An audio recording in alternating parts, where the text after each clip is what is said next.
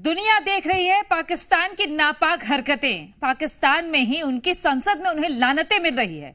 भारत पाकिस्तान के बीच बढ़ते तनाव में लगातार हिंदुस्तान यही कह रहा है कि संतुलित, अनुपातिक और नपीतुली कार्रवाई है और थोड़ी ही देर बाद मिनिस्ट्री ऑफ एक्सटर्नल अफेयर्स की प्रेस कॉन्फ्रेंस होने जा रही है। तो मौजूदा हालातों को लेकर के ब्रीफिंग दी जाएगी और भारत पाकिस्तान तनाव पर इस वक्त की बड़ी खबर आप तक पहुंचा दे, जहां पर थोड़ी देर बाद लगभग माना जा रहा है कि 5:30 बजे का वो वक्त होगा जब मिनिस्ट्री ऑफ एक्सटर्नल अफेयर्स की तरफ से प्रेस ब्रीफिंग दी जाएगी। मौजूदा हालात जो है, जो लगातार जो वॉर छिड़ा हुआ है, जिस तरह से कार्रवाई भारतीय सेना कर रही है, उसको लेकर के ब्रीफिंग यहां पर दी जाएगी। तो ये बड़ी जानकारी भारत पाकिस्तान तनाव को लेकर के, जहां पर थोड़ी देर में क्या स्थितियां रही हैं, क्या तस्वीरें निकल के सामने आई हैं, किस तरह की कार्रवाई देखने को मिली है, पाकिस्तान में क्या हालात इस वक्त बने हुए हैं, हर एक बात की जानकारी थोड़ी देर बाद मिनिस्ट्री ऑफ एक्सटर्नल अफेयर्स की प्रेस ब्रीफिंग की तरफ से दी जाएगी। और लगातार जी मध्य प्रदेश छत्तीसगढ़ आपको देर रात तक जानकारी दे रहा है कि बॉर्डर पर कैसा तनाव है, पाकिस्तान की नापाक हरकतें कैसी है। इस बीच आधिकारिक पुष्टि होगी मिनिस्ट्री ऑफ एक्सटर्नल अफेयर्स की ओर से। विक्रम मिश्री, विदेश सचिव Sofia Qureshi, colonel Sofia Qureshi, wing commander Bhumika Singh, ये तीनों ही साझा प्रेस कॉन्फ्रेंस करते हैं। और जो बात कल कही गई थी कीर्ति, विदेश सचिव विक्रम मिश्री की ओर से, वो बहुत महत्वपूर्ण थी कि प्रोपेगेंडा पाकिस्तान फैला रहा है, दुनिया को गुमराह कर रहा है। उन्होंने तस्वीर दिखाई कि आतंकियों के जनाजे पर पाकिस्तान फूल भेजता है और सेना खड़ी रहती है। और बिल्कुल ये पाकिस्तान का झूठ बेनकाब होता है और पाकिस्तान के पीएम की बड़ी बेइज्जती देखने को भी मिली है, जहां पाक संसद में शहबाज की बेइज्जती की गई है। पाक सांसद ने शहबाज को बुज़दिल कहा। शहबाज मोदी का नाम नहीं ले सकता है। पाकिस्तानी सेना के हौसले पस्त हैं। तो खुद पाकिस्तान के लोग अब पाकिस्तान के जो प्रधानमंत्री हैं शहबाज शरीफ, उनको बुज़दिल कह रहे हैं और ये भी कह रहे हैं कि शहबाज के अंदर इतनी क्षमता नहीं है, इतनी हिम्मत नहीं है कि वो मोदी का नाम ले सके। पाकिस्तानी सेना के हौसले पस्त हैं और ये क्यों पस्त हैं, वो लगातार हमने तस्वीरों के जरिए भी और जो अपडेट्स निकल के सामने आ रही हैं उसके जरिए भी आप तक पहुंचाया है। तो पाक संसद में शहबाज की बेइज्जती हुई है, पीएम की बड़ी बेइज्जती, पाकिस्तान के प्रधानमंत्री की बेइज्जती देखने को मिली है। जब आपका वजीर आजम, जब आपका लीडर बुज़दिल हो, वो मोदी का नाम ना ले सके, उसको आप क्या पैगाम दे रहे बॉर्डर पे लड़ने वाले जवान को? इनका पता नहीं कौन सा कायद, वो इंडिया के इन मामलात के ऊपर एक स्टेटमेंट नहीं आई। ये पाकिस्तान के कमजोर लोकतंत्र की निशानी है। ये निशानी है कि कैसे सेना वहां हावी रहती है। इस बीच भारत को बार बार परमाणु हमले की गीदड़ भभकी देने वाला आतंक का पनाहगार देश पाकिस्तान लगातार मुश्किलों से घिरता जा रहा है। जहां एक तरफ भारत पाकिस्तान में बैठे आतंकियों को निशाना बनाकर ताबड़तोड़ हमले कर रहा है, तो वहीं पाकिस्तान की सेना पर उसके ही बलूचिस्तान में लगातार हमले हो रहे हैं। बलोच लिबरेशन आर्मी यानी बीएलए ने पाकिस्तान की सेना पर एक बार फिर बड़ा हमला किया और कई पाकिस्तानी सैनिकों को मौत के घाट उतार दिया है।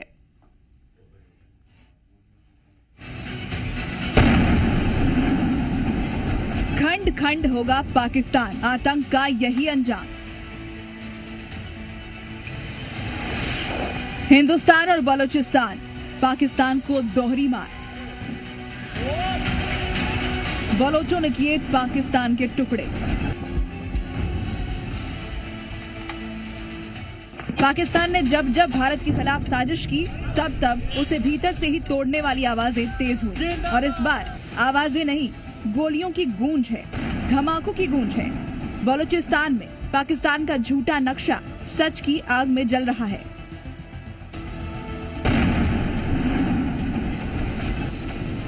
भारत के साथ उलझते ही पाकिस्तानी सेना के बुरे दिन शुरू हो गए हैं। भारत पाक तनाव के बीच बलोच लिबरेशन आर्मी यानी बीएलए ने भी मोर्चा खोल दिया है।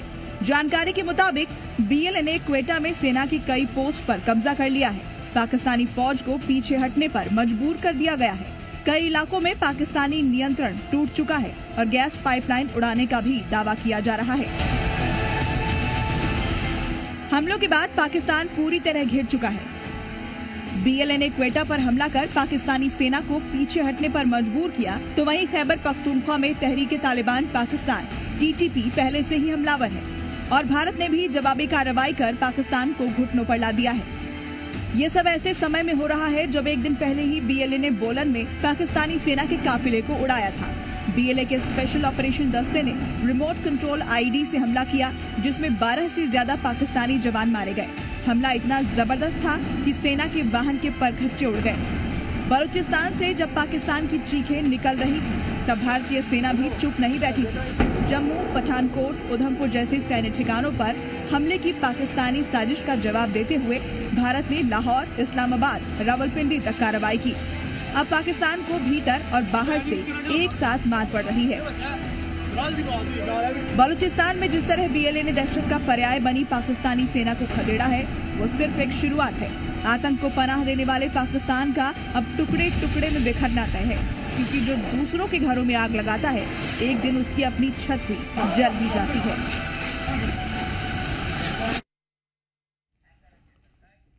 और ग्राफिक्स के जरिए आपको जानकारी हम देने वाले हैं राफेल की क्षमता के बारे में कि आखिरकार कितना ताकतवर। इस स्पीड की बात करते हैं, 2200 किलोमीटर प्रति घंटे की रफ्तार है। रिफ्यूलिंग की बात करने पर अगर हम करें तो 370 प्रति घंटे की रफ्तार यहां पर 50 फीट की ऊंचाई तक राफेल मार कर सकता है। 2200 किलोमीटर प्रति घंटे की रफ्तार से राफेल, और इसी राफेल ने पाकिस्तान को धूल चटाई है।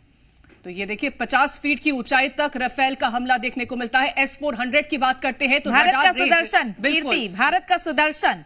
और इसकी मिसाइल रेंज की हम बात करें तो 40 से 400 किलोमीटर की है। टारगेट की बात करते हैं तो 4.8 किलोमीटर पर सेकेंड की ये जो टारगेट रेंज है। रडार की बात करें तो 600 किलोमीटर की रडार इसकी रहती है, और ये वही मिसाइल है जिसने पाकिस्तान के नापाक इरादों को पस्त कर दिया है। 4.8 ये फिगर आप समझ रही हैं कि पाकिस्तान का मिसाइल अगर उड़ेगा भी तो तुरंत S-400 उसे पकड़ के जमीन में गिरा दे रहा है, और इसके सबूत भी देखने को मिले हैं हिंदुस्तान में। बिल्कुल। स्कैल्प मिसाइल, वजन है 1300 किलोग्राम, स्पीड है 1000 किलोमीटर प्रति घंटा।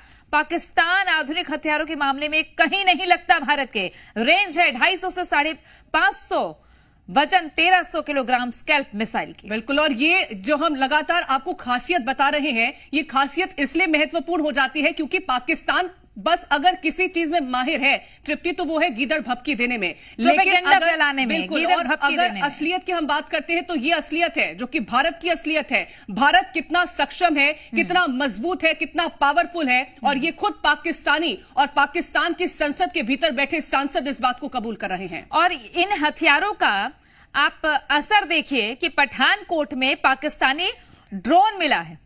पठानकोट में पाकिस्तानी ड्रोन मिला है, सेना ने ड्रोन को बरामद किया है।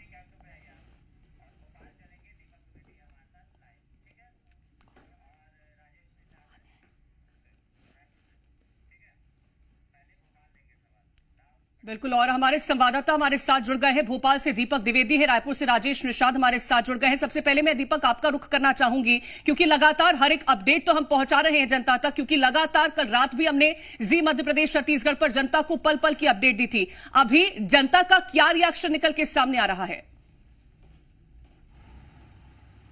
जी बता दूं कि मेरे साथ वो भोपाल के युवा जो इस युद्ध को पूरी तरीके से देख रहे हैं और जान भी रहे हैं, मेरे साथ मौजूद भी। हम उनसे ही जानेंगे कि आखिरकार कैसा यह युद्ध रहा है और आपको क्या लग रहा है कि कब तक भारत जो है पाकिस्तान को घुटने टिकवा देगा।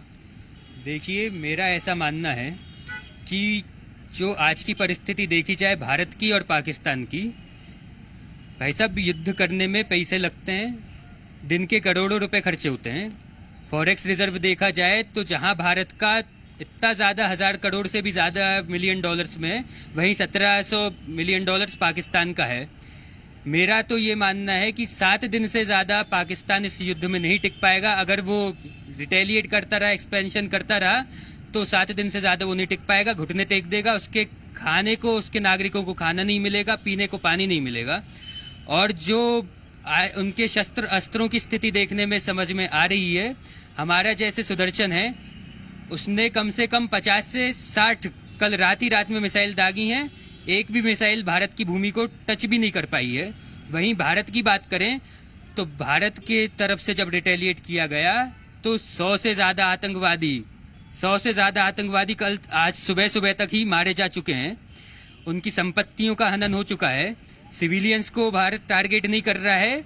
इसका से ये इस बात का प्रूफ है कि पूरे जो दुनिया के देश हैं, चाहे अमेरिका हो, चाहे यूके हो, चाहे फ्रांस हो, भारत के पीठ के पीछे अपना सपोर्ट देने के लिए खड़े हुए हैं। अमेरिका ने तो ये तक कह दिया है कि हम इनके बीच में नहीं आएंगे, भारत जो कर रहा है सही कर रहा है, आतंकवाद के खिलाफ हम भारत के साथ खड़े हुए हैं। मेरा ऐसा मानना है कि 5 से 6 या ज्यादा से ज्यादा 7 दिन उसके बाद पाकिस्तान सरेंडर कर देगा। युवा हैं आप, कितनी तैयारी है? क्योंकि यदि कुछ इमरजेंसी होती है, कुछ सायरन बजते हैं, तो कितनी तैयारी आप लोगों ने कर रखी है? बेशक हम सभी तो तैयार हैं ही, लेकिन जैसा कि आपने कहा कि पाकिस्तान कितने दिन टिकेगा, तो कहते हैं ना कि जब माँ बाप से बच्चा अगर माफ़ी मांग ले तो जल्दी ही सब कुछ ठीक हो जाता है। तो पाकिस्तान तो हमारा बच्चा है और उसने थोड़ी सी छोटी मोटी हरकतें की हैं और मुझे नहीं लगता है कि ये 2 दिन से भी ज़्यादा टिक पाएगा, क्योंकि वहाँ की भी हम देख रहे हैं कि क्या क्या जानकारियाँ हमें मिल रही हैं। इरफान वापस लाए जा रहे हैं और कह रहे हैं कि कल लाहौर में चाय पी जाएगी और आगे फिर और भी जो उनके शहर हैं वहाँ पे हम जाएंगे। तो मैं तो यही कहूँगा कि ज़्यादा दिनों का मसला नहीं है ये, और खुशियाँ बनाइए सभी, और हाँ प्रिकॉशन ज़रूर रखें, क्योंकि हम समझते हैं हमें सबको ज़्यादा से ज़्यादा प्रिकॉशन लेना पड़ेंगे और समझना पड़ेगा कि कैसे हम आगे बढ़ें। प्रिकॉशन लेना पड़ेंगे और भारत के आगे जल्द पाकिस्तान घुटने टेकेगा। आप क्या कहेंगे? आप किस नजरिए से इस पूरे युद्ध को देखते हैं? भाई साहब, जिस हिसाब से युद्ध चालू हुआ है कि उनने जो आतंकी हमला हम पे करा और हमने जो उसमें 9 स्थानों पे अटैक करके आतंकवादियों के निस्तनाबूद कर दिया, कवर तक नहीं मिलेगी ऐसा अटैक किया है, तो उसे देखते हुए हम यही कहेंगे कि पाकिस्तान तो ठीक है, लेकिन आने वाले जो आगे आतंकी है, जो होने वाले आतंकी हमले हैं, उसके भी कार्रवाई की जाएगी। और इससे ये कड़ा संदेश चाइना को भी मिल रहा है कि हिंदुस्तान तत्पर तैयार है हमेशा युद्ध के लिए। अगर हिंदुस्तान को छेड़ा जाएगा तो बता दिया जाए कि कबर तक नहीं मिलेगी, ऐसा है अभी स्थिति। और युद्ध जहाँ तक है, ये भारत का जागरूक युवा युद्ध के बारे में तो जानता है, पर विदेशी रणनीतियों को भी जानता है। और यह क्या कारण है कि किस तरीके से भारत इस वक्त लोगों को अधिकृत तौर पर जो जानकारी सरकार की ओर से दी जा रही है उस पर भरोसा करना चाहिए। और ये बहुत ही संवेदनशील स्थिति है। भारत बहुत ही कारगर तरीके से जवाबी कार्रवाई कर रहा है। रायपुर ले चलते हैं, राजेश निषाद हमारे सहयोगी बने हुए हैं। राजेश, आज बिलासपुर में रात में ब्लैकआउट की एडवाइजरी है। एहतियातन जैसे दुर्ग में किया गया वैसे बिलासपुर में भी लोगों को डरने घबराने की जरूरत नहीं है। आम लोगों के बीच में कैसी प्रतिक्रिया दिख रही है, क्या कह रहे हैं लोग? बिल्कुल निश्चित तौर पे देखिए, बातचीत करेंगे, युवाओं से बातचीत करेंगे। और दुर्ग में जो ब्लैकआउट हुआ था और उसका बकायदा चूंकि डेमो भी हुआ था और वो डेमो भी काफी सफल रहा है। लोगों को हिदायत दी गई, लोगों को जानकारी दी गई कि अगर ऐसी कोई सिचुएशंस आती है तो किस तरह से बचा जाए। ठीक उसी तरह से बिलासपुर में भी आज मॉक ड्रिल होगा और उसकी तमाम तैयारियां भी कर ली गई है। फिलहाल कुछ युवा मौजूद हैं। कैसे देखते हैं आप इस पूरी जो घटना हो रही है? यदि कोई ऐसी स्थिति आती है तो कैसे बचाव करेंगे आप? स्थिति के लिए हमारी सेना भी सक्षम है। हालांकि जहां तक आपने देखा है, अभी स्ट्राइक में उन्होंने काफी विजय हासिल किया है। जो छुप छुप के वार करते रहे उन पर हमारी सेना काफी हद तक विजय प्राप्त की है। और सेना के सभी नायकों का मेरा धन्यवाद है। इसी तरह काम को आगे बढ़ाएं और रक्षा मंत्री जी का बहुत बहुत आभार व्यक्त करते हैं। बहुत अच्छी सेना का सुचारू रूप से चल रहा है। आप कैसे देखते हैं इस पूरे जो भारत पाकिस्तान के बीच जो तनाव है और जो पाकिस्तान की जो गीदड़ भभकी है उसे कैसे देखते हैं? जी, हम ये पाकिस्तान की गीदड़ भक्ति को खैर कुछ नहीं समझते। हम सनातनी हैं, हमको इसका कोई डर नहीं। और अगर फिर से अगर वो लोग ऐसा कुछ करने के लिए सोचेंगे तो हम उनका पूरा मुंहतोड़ जवाब देने में राजी हैं। बिल्कुल मुंहतोड़ जवाब देने में राजी हैं और उनका सबक सिखाने में राजी हैं। बिल्कुल, सब जानते हैं हम लोग जी। अच्छा, ये बताइए, जो ड्रोन्स जो अटैक कर रहे हैं, भारत ने तो उन तमाम जो हमारे जो सुदर्शन है उसने पूरा ध्वस्त कर दिया है। और कौन कौन से, चूंकि हथियार तो बहुत से हैं भारत के पास, कितने मजबूत हैं? और इस वक्त की बड़ी खबर, भारत पाकिस्तान तनाव पर थोड़ी देर में मिनिस्ट्री ऑफ एक्सटर्नल अफेयर्स की प्रेस ब्रीफिंग होगी और तमाम जानकारियों को साझा किया जाएगा।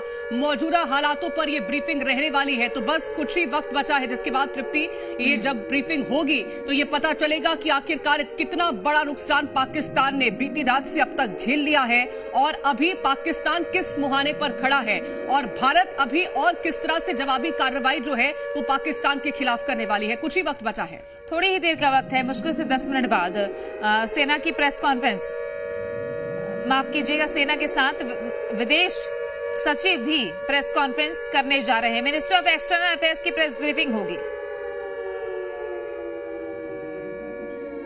और हमारे साथ राज द्विवेदी जी जुड़ गए हैं, रिटायर्ड कर्नल हैं। बहुत स्वागत है राज द्विवेदी जी आपका।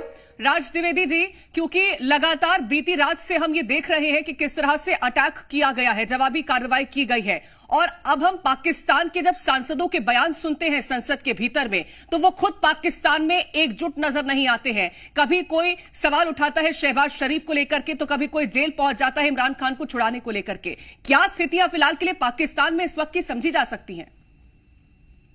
देखिए, पाकिस्तान की कमर हमने तोड़ दिया है 5 और 6 मई की रात को, और पाकिस्तान अच्छी तरह से समझ गया है कि अब हमारा हिंदुस्तान रुकने वाला नहीं है। हम सिंदूर का, जो हमारा ऑपरेशन का नाम रखा है सिंदूर, ये मातृशक्ति का प्रतीक है। हमने 36 वर्षों तक उसका सामना किया था कि भूल जाओ, छोड़ दो, कोई बात नहीं, हम तुमको माफ करते हैं। लेकिन उन्होंने 1999 में कारगिल दिया, कारगिल में हमने उनको मजा चखाया, लेकिन उनको मजा अच्छा नहीं लगा। उन्होंने लगातार हमारे ऊपर आक्रमण करता गया, और जो हमारा 22 अप्रैल की हमारे बहनों का, बेटियों का जो सिंदूर छीना था, उसके लिए माकूल जवाब हमारी भारतीय सेना, तीनों सेना, थल सेना, जल सेना और वायु सेना के हमारे तीनों चीफ, सीडीएस, मुख्यमंत्री, जितने हमारे कंट्री के हैं, सभी जनता जनार्दन, युवा, हमारे पूर्व सैनिक, सभी देख रहे हैं कि अब हमारा पाकिस्तान को इस बार ऐसा मजा चखाएंगे कि न तो रहेगा पाकिस्तान और न रहेगा आतंकवाद। क्योंकि पिछले 36 वर्षों से हमारा 1989 से प्रॉक्सी वार चला था, और हमने उसका सामना करते गए, समझाते गए। अटल जी ने उनको आगरा बुलाया, आगरा समिट किया था, आपको याद होगा, लाहौर में हमारी बस गई थी अटल जी के साथ में। हमने बहुत समझाया पाकिस्तान को, लेकिन अब 5 और 6 मई की रात से लगातार 3 दिन हो गया है। संसद, पाकिस्तान की संसद को पता चल गया है कि अब हमारे पास कुछ भी नहीं है।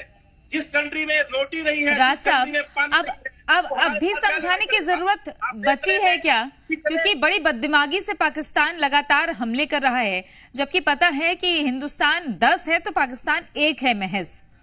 और दूसरी बात यह कि आपको ये जंग किस ओर जाती दिख रही है? पाकिस्तान के पास कितना वक्त रहेगा ऐसे हमले करने के लिए? पाकिस्तान के पास में अब कुछ नहीं रह गया है, उसकी हमने कमर तोड़ दिया है। पाक ऑक्युपाइड कश्मीर जो है, बिल्कुल वहां जो हमारे जितने भी हमारे पूर्व सैनिक उस क्षेत्र में हैं, सब बॉर्डर बेल्ट में पहुंच चुके हैं, सब सेना का साथ दे रहे हैं। राजस्थान, जम्मू कश्मीर और पंजाब की सीमा में हमारे बहादुर जवान डटे हुए हैं। मुश्किल से 48 घंटे के अंदर लाहौर को हमने पूछ दिया है, क्वेटा में हम पहुंच गए हैं, रावलपिंडी में पहुंच गए हैं। पाक ऑक्युपाइड कश्मीर के जितने भी हमारे वहां पर आतंकवादियों के ठिकाने थे, उनको नष्ट कर दिया गया है। अब हमारे पास केवल 48 घंटे हैं। 48 घंटे के अंदर हम पाकिस्तान को चटनी बना देंगे, धूल में मिटा देंगे, जैसा मोदी जी ने कहा था, मिट्टी में मिला देंगे। अब वो समय आ गया है। बिल्कुल। और राज द्विवेदी जी, क्योंकि बीती रात जब लगातार हमले हो रहे थे, तब ऐसे में मौका ढूंढा बलूचिस्तान ने, और बलूचिस्तान ने इस बात की मांग रख दी कि अब हमें एक अलग देश बनाना है। क्या लगता है कि एक टुकड़ा तो होते हुए हमने फिलहाल के लिए देखा है, और कितने टुकड़े पाकिस्तान के अभी आने वाले दिनों में हो सकते हैं? आज हो सकते हैं, कल हो सकते हैं?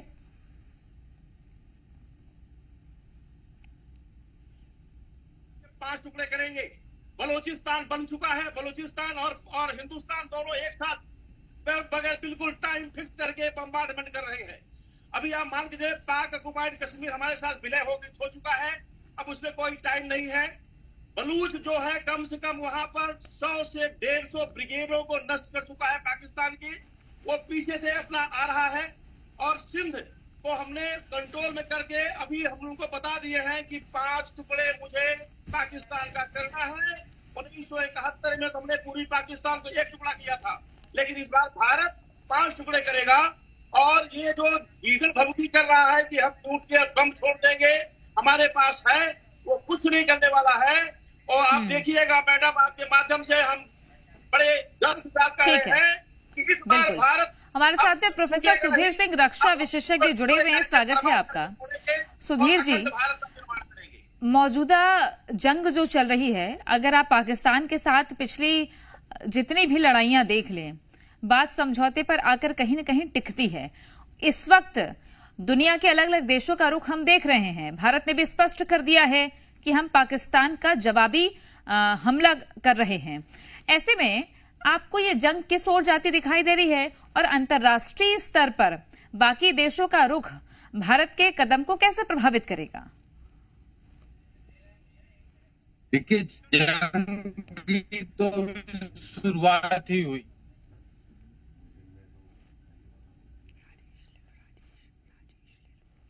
चलिए, हो सकता है कोई तकनीकी समस्या है, दोबारा जोड़ने की कोशिश करते हैं। राजेश निषाद रायपुर से हमारे संवाददाता लगातार बने हुए हैं। राजेश, आप लोगों से बात कर रहे थे, इस वक्त बहुत जरूरी है कि लोगों को संवेदनशीलता बरतनी चाहिए। जो सरकारी जानकारी आ रही है उस पर ही अमल करना चाहिए, क्योंकि ये बहुत ही नाजुक मौका होता है। क्या लोग ये समझ पा रहे हैं राजेश? बिल्कुल, देखिए, लोग समझ पा रहे हैं, और लोग इसलिए समझ पा रहे हैं क्योंकि ये मामला बेहद ही सेंसिटिव है। सवाल देश का है, और देश के सवाल को लेकर के कहीं ना कहीं देशवासी, चाहे छत्तीसगढ़ के लोग हों, वो बखूबी समझ रहे हैं। यही वजह है, चूंकि दुर्ग में जो तस्वीर देखी थी, उस तस्वीर के बाद से छत्तीसगढ़ के लोग सजग हैं। और जिस तरह से लगातार जो तस्वीरें आ रही हैं टेलीविजन के माध्यम से, उसके माध्यम से लोग बखूबी कहीं ना कहीं जागरूक भी होते जा रहे हैं। बातचीत भी करेंगे लोगों से। कितने सतर्क हैं आप लोग? यदि कुछ इस ओर यदि कुछ हमला होता है या कोई अलर्टनेस आती है, तो कितने सजग हैं आप लोग? हम लोग काफ़ी सजग हैं, और यहाँ की सुरक्षा व्यवस्था भी काफ़ी कठिन और कड़क सुरक्षा व्यवस्था है। उसमें कोई कमी नहीं है। सरकार की काफ़ी हद तक महान सुरक्षा व्यवस्था की गई है। कैसे देखते हैं आप? भैया सही बात कर रहे हैं, सही बात कर रहे हैं। आप कैसे देखते हैं? ठीक है। अच्छा, ये बताइए, आप कहाँ के रहने वाले हैं? ये मैं यहीं का हूँ, रायपुर से हैं। ये जो हमला हो रहा है, पाकिस्तान लगातार अटैक कर रहा है, कैसे देखते हैं? किस तरह से जवाब देना चाहिए भारत को? हमें इन्हें मुंह तोड़ जवाब देना चाहिए भारत को, और ताकत लगा के दिए हैं हम लोग, और आगे भी देते रहेंगे। आप सही बोल रहे भैया, एकदम। हाँ, अच्छा बोले। तो देखिए, लोग सतर्क हैं, जागरूक हैं और समझ रहे हैं। और इतना ही नहीं, चूंकि सुबह भी हमने तस्वीर देखी कि किस तरह से भारतीय सैनिकों के लिए हवन पूजन किया गया। लोग इसलिए हवन पूजन कर रहे थे ताकि भारतीय सेनाओं पे कहीं ना कहीं उनकी जो ऊर्जा है और अधिक बढ़े, और पाकिस्तान